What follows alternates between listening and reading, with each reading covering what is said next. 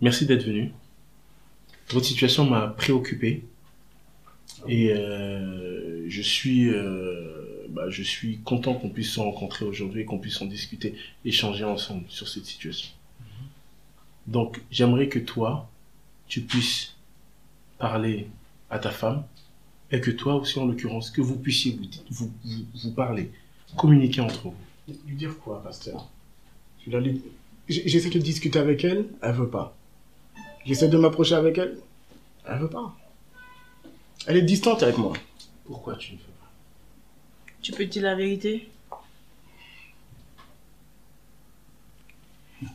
Le monsieur que vous voyez là, il dort dans le canapé. Avec ces grosses cuisses-là, il a cassé mon canapé.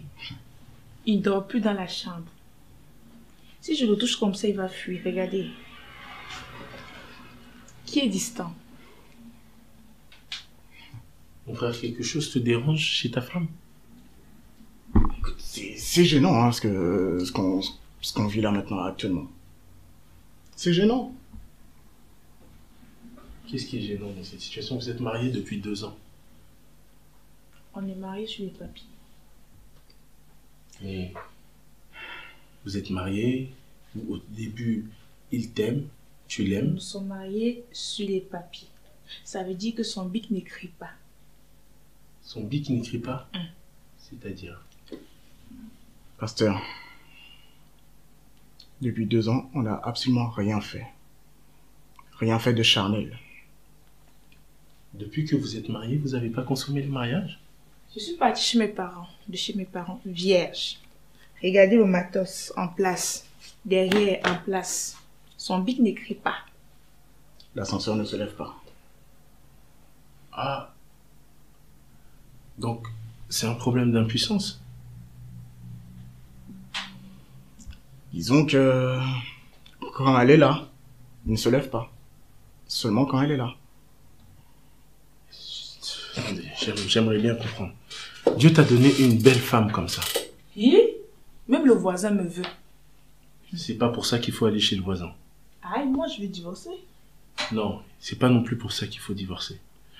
Toi aussi, Dieu t'a donné un beau mari. Un homme qui n'écrit pas. Oui, pas mais mari, tu as accepté de l'épouser. Comment? Ça, je ne savais pas. C'est vous qui dites tous les jours à l'église qu'il faut aller en mariage pur. Vous ne m'avez pas permis de toucher, de tester, de mesurer. Maintenant, la surprise m'a surpris. Je fais comment? Frère, est-ce que tu voudrais qu'on puisse prier pour toi? Pour que, au moins qu'on puisse prier, que le Seigneur permette que cette situation s'arrange. Est-ce que tu as vu un docteur? Tu as vu un médecin? Pasteur, c'est pas un problème médical. C'est ce que j'essaie de vous faire comprendre à tous les deux. Le problème ne vient pas de toi. Ou de moi. C'est autre chose. C'est l'esprit. C'est quoi alors le problème, mon frère? Comme je l'ai dit, l'ascenseur peut monter. Mais pas avec ma femme. Et ça redescend avec qui?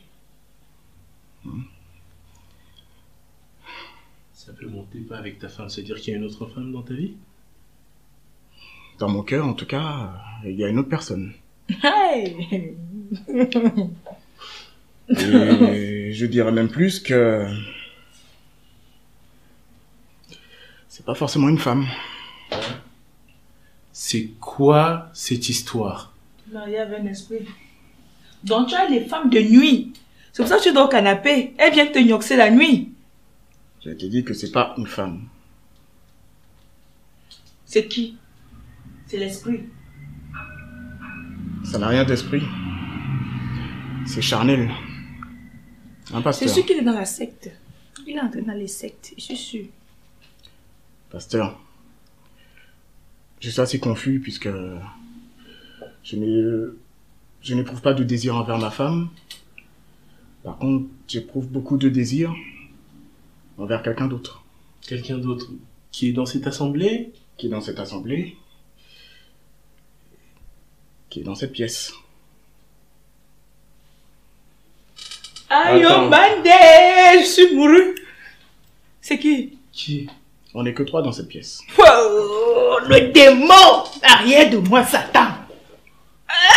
Frère, j'ai peur de comprendre. J'ai peur de comprendre ce que tu veux dire. J'ai très peur de comprendre. Sois clair. Tu as compris, pasteur. Tu as compris. Non, je veux que tu le prononces clairement. Les nuits que je passe avec ma femme, c'est en pensant à toi. Oh! Maou, Maou, Maou!